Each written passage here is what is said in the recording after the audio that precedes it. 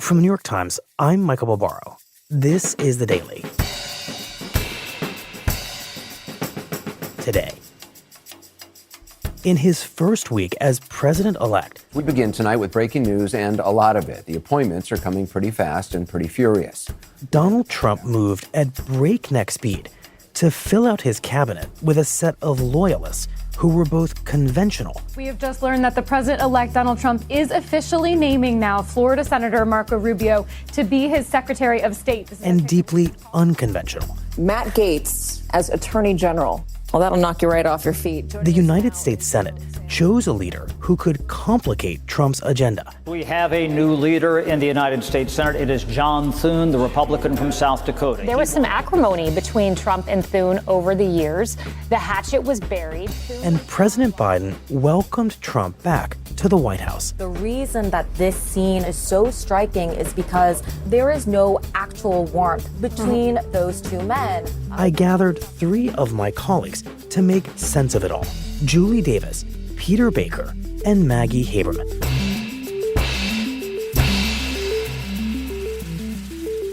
It's Thursday, November 14th.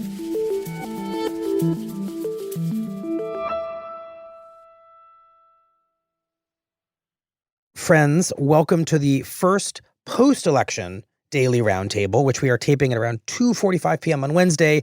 We always disclose that in case something happens during or after our taping that's significant that we don't cover here. It turns out there is enough news post-campaign to merit a return to this glorious format. In fact, there's so much news happening that we did this very last minute, which explains why none of us are in the same room, which is the idea of a roundtable. And you're all spread out across, I believe, the city of Washington, D.C. in different tiny rooms with phones held up to your face. Maggie, Julie, Peter, thank you for making time for us. Thanks for having us. Thanks for having us. I think we have to start with the blizzard of appointments that President-elect Trump has made over the past few days, seemingly an appointment every hour. And just to begin with, the pace of it, correct me if I'm wrong, is unusually fast. I went back and checked the clips. Many of you wrote the stories from 4 years ago. Biden was elected, and it took him about a week or so to make his first appointment, chief of staff. It feels like Trump has filled half his cabinet in that same week-long period. Is that right? I don't know about half, but he's filled certainly a number of the top roles, and it's not just faster than what Biden did. It's faster than what Trump did the first go around. Trump announced his chief of staff along with his chief strategist, Steve Bannon, on November 13th, which was 5 days after Election Day. This was 2 days after Election Day that he announced his chief of staff. He has announced picks for Secretary of Defense, for DHS. The list goes on and on. But that's a huge number of major appointments filled very fast. What's the rush, Peter? Well, clearly he doesn't want to sit on his laurels here. He's eager to get going. He knows what he's doing this time in a way he didn't know 8 years ago, right? He's thought a lot about who around him he trusts. Last time he had to be introduced to a lot of Republicans he didn't know and then think about how they fit into a government which he had never served in. So he has the advantage, in effect, of doing this from scratch in a way that, frankly, no second-term president's ever done. Most second-term presidents are already in the office. They're not having a whole new government started from scratch, in effect, after an election the way this one has, but he has the advantage of having had 4 years of experience in that way. All right, well, we can't cover all these appointments. There are simply too many of them. So we're going to focus on just a few that really begin to tell us about Trump's priorities in the second presidency and his approach to governing. So I want to begin with two people whose portfolio will be heavily focused on immigration: Stephen Miller and Tom Homan. Julie, you know a lot about Stephen Miller because you covered immigration heavily during the first Trump presidency. Right. And Stephen Miller was really sort of the architect of a lot of the immigration policies and really the whole sort of language and vision for immigration that Trump brought, not only during the campaign, but in the very beginning of his first term of his presidency, when, Miller led a very sort of aggressive, all-encompassing effort to try to get a bunch of executive orders and a bunch of policy on the track before Trump came into office. We all remember the Muslim ban. There were executive orders that had to do with sanctuary cities and cracking down in various ways. And then, of course, starting the initial stages of this build the wall plan that never actually reached fruition. But he really made it his business to figure out ways to pull the levers that Trump would need to pull in order to massively change the way immigration happens in this country. And what we saw at the beginning of his first term was he ran into a lot of obstacles. It was very clear very quickly that some of this stuff just couldn't happen in the way that Miller was trying to make it happen and that Trump wanted to see. But he has all of that experience under his belt from the first term. And I think we could expect that to be, very much his portfolio. Again, he's learned a lot of lessons about how government works and how you would go about implementing those things. Peter, Miller's job in the first term was senior advisor to the president. Now he's got a big promotion, right? Deputy White House Chief of Staff. So given what Julie just said, should we expect that everything she just said is going to basically be on steroids? Well, yeah. Again, what they can do, first of all, is click back on a lot of the things that Joe Biden clicked off, right? They went through 4 years worth of crafting orders and crafting policies that took them time to figure out, took them time to lawyer, took them time to, understand how the bureaucracy worked. And of course, Joe Biden comes in. He didn't change all of them, but he did change a lot of them. And they have the advantage now on January 20th of being much more ready to do what they want to do. The Muslim ban that Julie just referenced was such a disaster the first time around because they had no clue what they were doing. Lawyers were talking to each other, but they weren't talking to the Justice Department, which normally vets these kinds of things. They suddenly announced they're going to do it at the Pentagon because he liked the symbolism of it, but they were literally still crafting and editing this order as they were driving in the motorcade over to the Pentagon at the last second. Wow. One of his aides actually is handwriting adjustments to the order he's going to sign by pen on the order before he puts his signature on it. So it's not going to be, hopefully, or from their point of view, hopefully it's not going to be as chaotic as that. They have a better sense of how to do it this time. But we'll see. Obviously, chaos does tend to follow Trump wherever he goes. But they have the advantage of that 4 years experience. Now let's talk about Tom Homan. And I think the best way to introduce our listeners to him, he's going to be Trump's border czar, is to play a piece of tape from an appearance he made last year at the Conservative Political Action Committee's annual meeting just outside Washington, where he talked about his zero tolerance policy, which he created with Stephen Miller in the first Trump presidency. And in particular, he had just been asked about child separation, which was a component of the zero tolerance policy. This is what he said.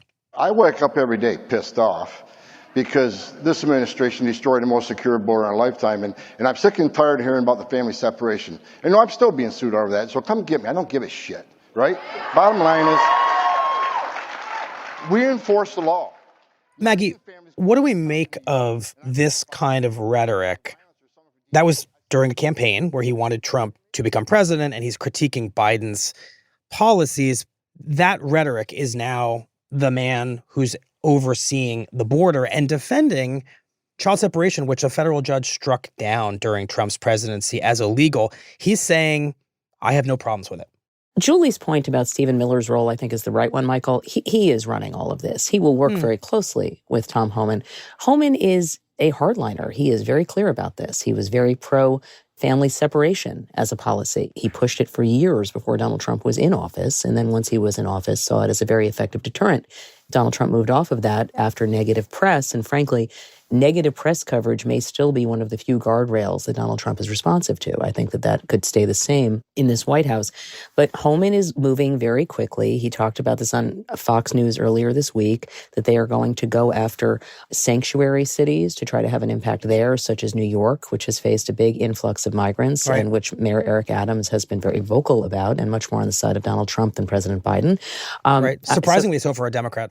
Correct. But I think that you will see, there are a number of Democrats who in major cities, in blue states, who are concerned about this. And so I think that you are going to see Homan, maybe he won't be quite so colorful as he was in that speech, but I think that you are going to see him lean in to what he plans to do, because the feeling in the incoming Trump administration is, unlike 2016, where he certainly campaigned on a ban on Muslims entering the country, the mass deportations came pretty late as a concept in that campaign. He talked about a border wall mostly.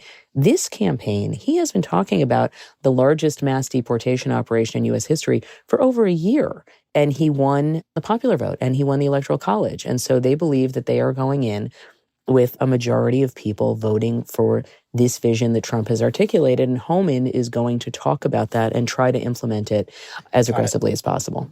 But I also think it's really important to point out that a lot of this, Trump understood this very well in his first term. Miller certainly does. Homan is a perfect example of it.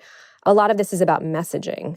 And Homan is a former cop. He is a person who likes to talk about enforcement and getting tough. And he looks tough and he talks really tough, as your clip just demonstrated. And I think one of the reasons you're seeing Trump name him and Miller early on is because he wants to send the message that This is going to be a different approach. This is going to be aggressive and a crackdown. And they want to lean really far into that because the implementation is probably going to be very difficult. And there are probably going to be a lot of obstacles they run into.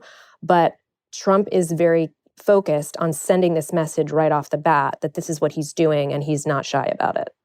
The two appointments we're talking about here were expected, more or less. One of the next appointments I want to focus on really caught a lot of people off guard. Everyone, perhaps except you, Maggie, you always seem to know what's happening inside Trump world. And that was Trump's choice to lead the Department of Defense. This one, Maggie, you wrote in the pages of the Times, was quite outside the norm. So Pete Hegseth, the expected nominee for Secretary of Defense, is a Donald Trump favorite. He is a Fox and Friends figure. He is a Fox News personality. He is also somebody who has served in war, and that is part of his appeal to Trump. It's worth noting two things about Pete Hegseth. He is somebody who Trump wanted to appoint for Veterans Affairs in 2018. And there was a lot of blowback to that, and it didn't end up happening because Trump was following a more conventional approach to some of his nominations in his first term, even though some of them were obviously pretty controversial. Pete Hegseth is something that I think would be hard to imagine for Secretary of Defense back then. Now it's in keeping with a lot of what Trump has done and talked about. Hegseth is most notable for advocating on behalf of Eddie Gallagher, a Navy SEAL who was accused of war crimes and was convicted of posing with the corpse of a suspected ISIS fighter. And Gallagher, in Pete Hegseth's argument, should not lose any military status. And Trump sided with Hegseth and sided with Gallagher and did not think he should lose any military status. Right. We actually did several episodes about this. Trump ultimately intervened on Gallagher's behalf, despite what the military saw as Gallagher's abhorrent conduct. Correct. And Trump's intervention was very upsetting to military leadership. But Trump likes people who he sees as tough and he sees as willing to be tough in their defense of the United States. And I am not saying that, that's a good thing or a bad thing. I am saying that is how Donald Trump views the world. And that is a lot of what appeals to him about Pete Hegseth. But Peter, I've always understood the Secretary of Defense role as being drawn from current or former senior military leadership, folks who've made a career out of rising through the ranks and ending up with stars on their shoulders in the highest ranks of one of the branches. And in choosing a Fox News personality who's outside the military and who was never in those highly senior ranks of the military in his career, I think we have to assume Trump is deliberately disrupting that model, bucking it consciously and saying something. What is he saying exactly? Yeah, most Secretaries of Defense actually have been civilians, but when they have been drawn from the uniform ranks, they were, of course, as you say, highly ranked people like Jim Mattis or Lloyd Austin, people who've been 4-star generals. And the civilians that have been the Secretary of Defense over the last 70 years since the position was created after World War II were highly thought of defense thinkers or political leaders, senators, and so forth, people who had, pretty substantial experience in government or the national security area. Clearly, this is a break from that. And clearly, as Maggie says, it goes to Trump's fixation on television personalities. He likes people who defend him on television. He likes people who buck the conventional wisdom, as he did with the Eddie Gallagher case. But it's really important because you've also heard the former president, the president-elect, talk during the campaign about using the military in ways that traditionally the military has not been used before, which is to say, as more of a political tool, right? He wanted to send the military into the streets during the George Floyd protests protests to stop violent riots. And his military leadership and civilian defense leadership at the time resisted and said, no, that's not appropriate. He doesn't want those kind of people around next time. Remember, in the days after the 2020 election, he had Michael Flynn in the Oval Office saying, maybe think about some version of martial law in which you send the military to seize election machines and rerun elections in states you lost until you win. Also something that the current and past military leadership would have resisted. So in picking Pete Hegseth, I think the worry for a lot of people is he's picking somebody who's pliant and will do things that traditionally have been way outside the boundaries of a nonpartisan, apolitical military. Maggie, is Hegseth a yes man who happens to oversee 2 million soldiers? I think that Donald Trump is absolutely picking Hegseth, along with most of the people that he is picking for defense or national security roles, on the assumption and belief that Hegseth is going to do what he wants and that Hegseth's views align with his. What that means, Michael, we don't know. Does that mean that he is going to align with Trump's priorities vis-a-vis troops, U.S. troops in Europe? Or is this going to be about using the military for domestic law enforcement purposes? And I think we are going to know in due time what that looks like. Okay. And we're going to get to the Senate in the second half of this conversation. But is this appointment going to be the one that a United States Senate might look askance at and say, this is a bridge too far? The military needs to be run by somebody who sees their fidelity as less bound up in the president. I think it's notable that people haven't been putting out statements saying, this is a great pick, let's go ahead and confirm this person as soon as possible. Obviously, very early in the process, they may snap to and embrace him. But if there's one person who's been announced so far who could be a problem, it's certainly him. To wrap up the conversation about Trump's appointments, I want to talk about his foreign policy appointments. We understand Trump might make Senator Marco Rubio his Secretary of State, but that's not official. It has become official since we started this conversation. Get out of here. Get out of town. Breaking it's news. the truth. Breaking news. Literally since we started this conversation? Two things have happened since we started this conversation. Marco Rubio. Have you been multitasking? I never. Marco Rubio became official, and Tulsi Gabbard, the former Democratic Congresswoman, was named for the Office of Director of National Intelligence. This is the sound of me tossing out a digital script. So let's talk about Rubio. I had thought that we couldn't talk about Rubio because he wasn't official. If he's official, let's talk about the fact that Senator Marco Rubio from Florida, a once forceful opponent of Donald Trump who has turned himself into an ally, might be the leading diplomat in a second Trump presidency. Peter, Rubio once stood for a robust American foreign policy. I covered him. I was on the campaign trail with him in 2016 when he articulated that vision. It is not America first when he articulated it. It wasn't nationalist. He's somebody who has spoken out forcefully in favor of American military aid to Ukraine. If he becomes Donald Trump's Secretary of State, those will not be his positions. He will have to contort them significantly to Trump, or will he not? Yeah, the Marco Rubio you covered in 2016 is not the Marco Rubio who's just gotten this nomination. He's a very different character at this point. He has, over the last 8 years, adjusted his positions on foreign policy to move away from the sort of more neoconservative, more John McCain part of the Republican Party to the Trump part. And he voted against Ukraine aid last time around. He has, in fact, expressed more support for the idea of an America first look at things. Now, he's a hardline voice on, like, say, Iran, which is in keeping with President-elect Trump, and on China, which, again, I think is at least in keeping with a lot of people around President-elect Trump. So Marco Rubio will not be as much of an outlier as we would have thought, right, when he was an independent candidate running against Trump.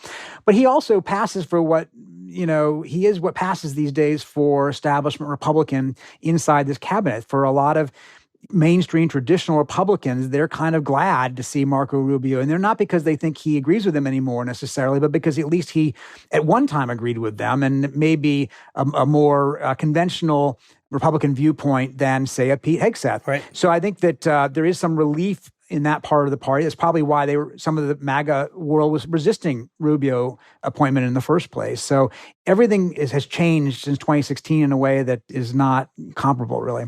Okay, a final question on these appointments before we go to break. What unites all of them in your minds? Because they're actually somewhat diverse in their own way.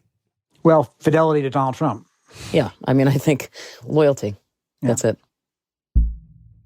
Especially if you compare it to the 2017 cabinet, right? That the original cabinet he put in included a lot of people he didn't know, a lot of people who were going into government not necessarily because they thought Trump was great, but because they were actually hoping to protect, the United States, the government, policy, what have you, from a Trump president that they didn't necessarily trust. You're not seeing that this time.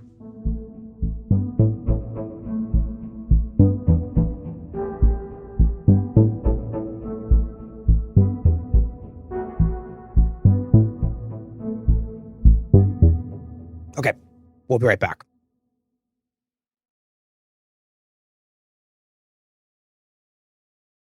Now we're back.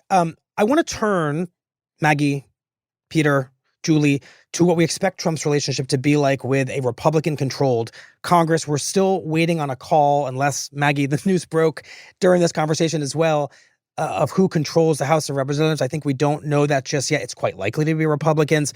Up on the Hill today, just a few hours ago, Trump threw his weight behind the current House Speaker, Mike Johnson, the very conservative Republican Mike Johnson, to be reelected Speaker.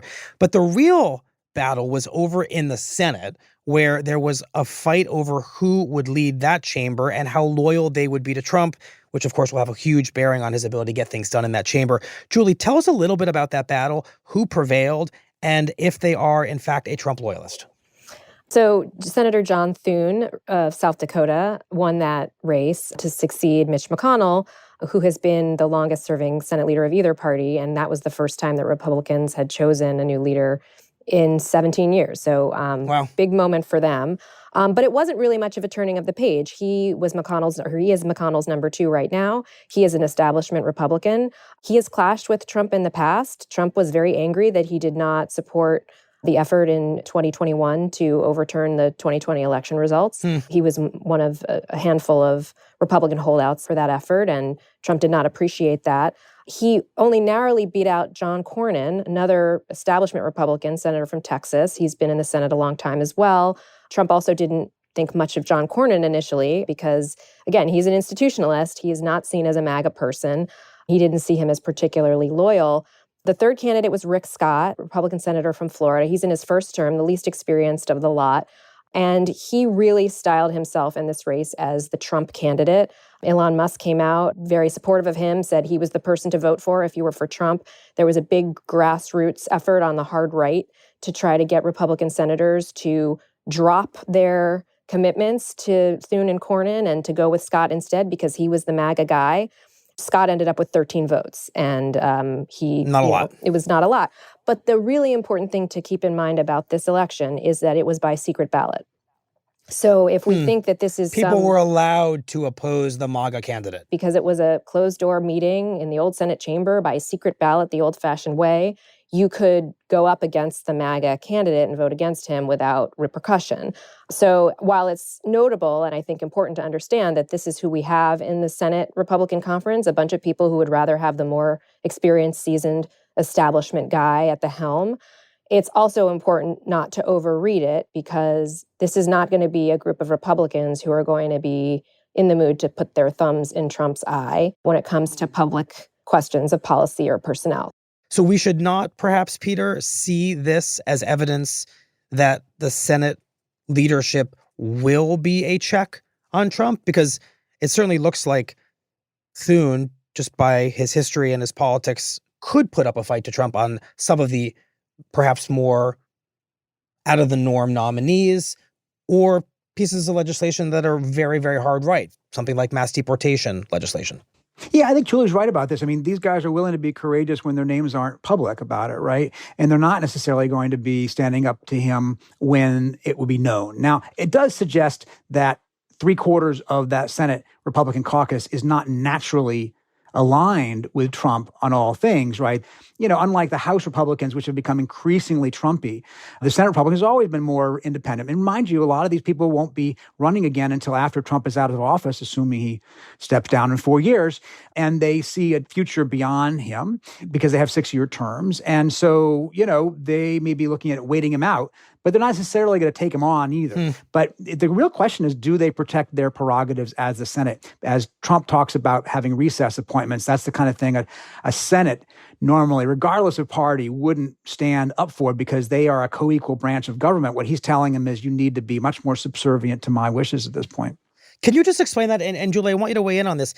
Trump has asked the Senate for what Peter just described as recess appointments. Those are basically appointments that would occur outside of the normal Senate being in session. Basically, it's asking the Senate to abdicate its role in the Constitution as the place that confirms presidential nominations. I was looking at social media before this began, and John Thune, the new Republican Majority Leader, was asked about recess appointments, and he said he was open to them, which suggests that he's bending to the president's will pretty much within the first hour of his time as Majority Leader?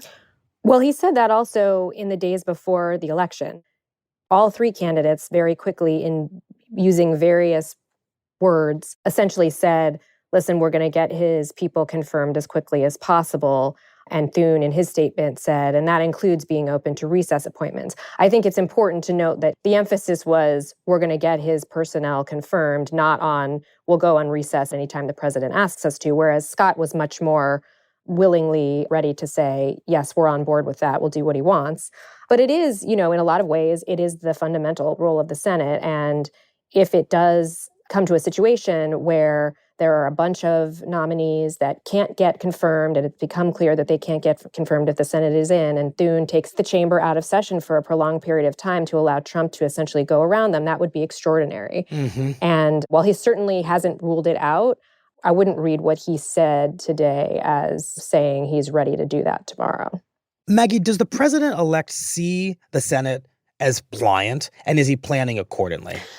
The president-elect sees the Senate as better for him than it was the last time that he was in office. The last time he was in office, Mitch McConnell was the majority leader, and Mitch McConnell had an enormous amount of sway over the Senate Republicans, and Mitch McConnell and Donald Trump were not friends, and they were not like minds. And I do think that you are certainly going to see a majority leader who is more favorable to Trump and more willing to do things that Trump demands directly. Mm-hmm. But that does not mean that there are not going to be some senators who break away for their own purposes, on specifically on certain appointments. And we'll see what this looks like. So finally, Trump himself returned to Washington and most specifically to the White House today, triumphantly. And he ends up in a meeting in the White House. I think we should just pause to reflect on how absolutely strange that encounter must have been, given what happened 4 years ago, right, Peter? Yeah. Look, first of all, I mean, historically, these meetings of an outgoing president and an incoming president often quite frosty because they're often from people from different parties who've just campaigned either against each other directly or against their party. You can go back and find Hoover and FDR or Eisenhower and Truman and so forth. But this is radically different, I think, because in this case, Trump did not extend Biden the same courtesy 4 years ago. Right. In fact, quite the opposite. Was insisting he was still going to be the president into the new term and didn't even show up for the inauguration. Biden is trying to say, well, I'm going to follow the protocols. I'm going to follow tradition. I'm going to show the way it's supposed to be done, even if it kills me. If you watch the tape of them having this meeting today, it looked like it was about to kill him. I mean, he was certainly not, I think, happy to have Donald Trump there, but he was polite and Trump was polite back. Neither of them said anything nice about each other, but they were certainly, civil. Peter, can we play that audio for just a moment? Because I think it's worth bringing it to life. It's only about 43 seconds. Well, Mr. President-elect and former President, thank you, Donald, congratulations. Thank you. And looking forward to having like we said, a smooth transition. Do everything we can to make sure you're accommodated, what you need. And we're going to get a chance to talk about some of that today. So good. Welcome Thank you back. very much. And thank you very much. And politics is tough. And it's, in many cases, not a very nice world, but it is a nice world today. And I appreciate very much a transition that's so smooth. It'll be as smooth as it can get. And I very much appreciate that, Jim. You're welcome. Does anyone care to translate what's actually being said here? Because through the politesse, there's a lot going on. Maggie? I do want to interrupt Michael just for 1 second because we have more breaking news, which is that President-elect Trump just announced that Congressman Matt Gaetz from Florida is going to be his nominee for Attorney General. Wow. This is getting a bit precarious for them. They are only on track to hold the House by about 4 or 5 seats, maybe at the most. Should we point out that Matt Gaetz has some serious ethical investigated by the department they're about to put him under. He's been accused of sexual misconduct. Yes, but Peter, with so is the president woman who nominated him. Yes, that's true too. He has denied allegations against him, just to be clear. But yes, he has faced some challenges in terms of some accusations. I don't quite know what this looks like in terms of a confirmation hearing, but this will be potentially another test. I wish we could go back in time and make that news happen earlier in our conversation, because sorry. I know you can't change time. You can't. But One direction the arrow goes. That is, I think, going to become its own separate conversation, its own separate episode. Attorney General Matt Gaetz, if it happens. But just to conclude this remarkable exchange between Biden and Trump, I heard Trump doing something I don't normally identify with him. Peter, please tell me if you think I'm wrong here. When he said, "Thank you very much, politics is tough, it's not nice, but it's a nice world today." Is that the closest thing to an olive branch that he may ever extend to Joe Biden? Yeah, exactly. I think what these two men said about each other, right? Biden said for years that Trump was not fit to be president, that he was a threat to democracy, that he was dangerous. He said many other things, of course. Trump, of course, has said many of the same things about Biden and, by the way, promised to appoint a special counsel to investigate Biden and the whole, quote, Biden crime family, including his son, once he gets in office. Whether he follows through or not, we don't know. But certainly there's no love lost between these two. And it goes beyond just normal political disagreement. This isn't Obama, Romney. This isn't even Bush Gore, which was probably pretty tense as well. But this is something very visceral. So yeah, Trump there is trying to say, hey, it's not so nice. I had to be not nice because that's the way it is. But today it's nice. And we'll see how long nice lasts. I was in the Oval in 2016 when he went to meet with Obama after that victory, which was quite obviously very different circumstances, unexpected and all the rest.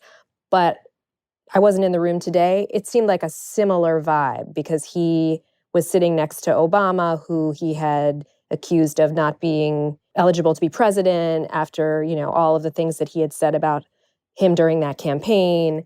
And it was this very fleeting moment of we can all sit down together and be civil, which we all know what that was followed by. So, right. Just as a final note, and perhaps I'm overanalyzing all of this, which I tended to do in my role as a political journalist, but in Biden's conduct, I think we also saw something really interesting, which was a man kind of willing the last ounces of normalcy that he promised he was going to bring to the presidency out of the presidency in its waning days. He clearly doesn't owe Trump this. Trump never gave it to him. Trump denied the legitimacy of his term, but he was sitting there almost kind of forcing normalcy back into the system. Oh, I think that's exactly right. I think that's a very good way to put it. He is determined not to let Trump change him, that is Biden, and change the presidency outside of his own term in office. Just because Trump did it this way doesn't mean I'm going to follow suit. That tradition and protocol and civility and decency still matter, and he's going to follow those guidelines, again, no matter how much it may pain him. I don't think either one of them walked away from that meeting, I'm guessing, saying, gosh, I really like the other guy more than I thought I would. But they went through that show, and I think it's, traditionally done in America as an important statement of unity following a divisive campaign. The question here, of course, is whether or not Trump then follows suit. At the same time, I think that he's got so many things on his plate, policy-wise, you could argue, and I think some of the people around him are arguing him, that let's not spend our time on the retribution you promised. Let's focus on the deportations and the tariffs and all the other really important and difficult policy initiatives he's outlined. We'll see where that goes, but I think history has given us a pretty good map. I don't think that anyone would be surprised to know that Donald Trump generally views the world sort of in walking casino terms, which is heads he wins and tails you lose. And so if Joe Biden is adhering to norms because Joe Biden believes in those norms, and Trump believes in these things if they work for him, and if they don't work for him, then he's going to buck against them. And as we have seen, our country discovered after the 2016 election how much of our system is based on norms and not laws. And that is going to be shown again in the coming months. Well, I want to end this conversation now so that there are no more pieces of news, no more announcements that occurred during this conversation. Peter, Julie, Maggie, thank you all for sticking with us literally through a storm, a blizzard of news. We really appreciate it. Thanks, Michael. Thank you, Michael. Thanks, Michael. There'll be more. There'll be more.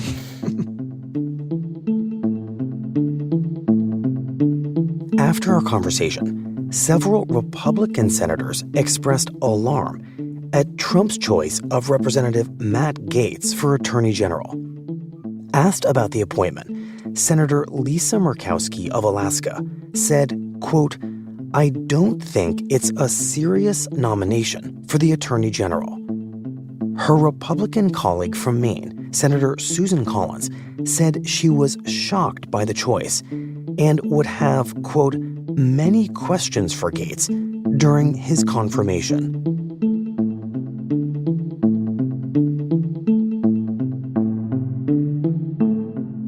We'll be right back.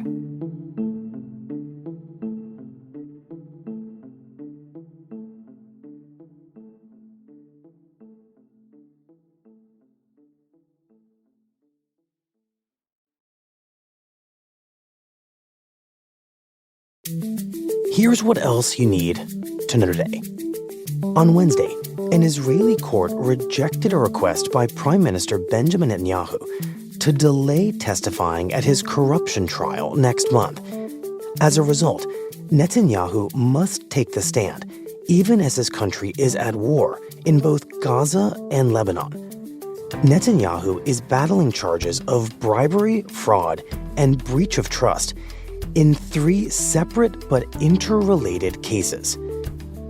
And in a landmark decision for renters, New York City has passed a bill that would end brokers' fees as they currently exist across the city. Under the law, the burden of paying brokers' fees, which can reach thousands of dollars, would in most cases be transferred from renters to landlords. The city's mayor, Eric Adams, is expected to allow the bill to become law. Today's episode was produced by Stella Tan and Jessica Chung. It was edited by Rachel Quester and Liz O'Balin.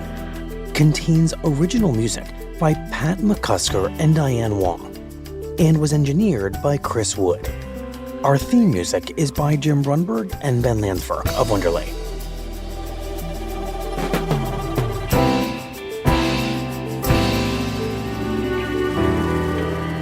That's it for the Daily. I'm Michael Barbaro. See you tomorrow.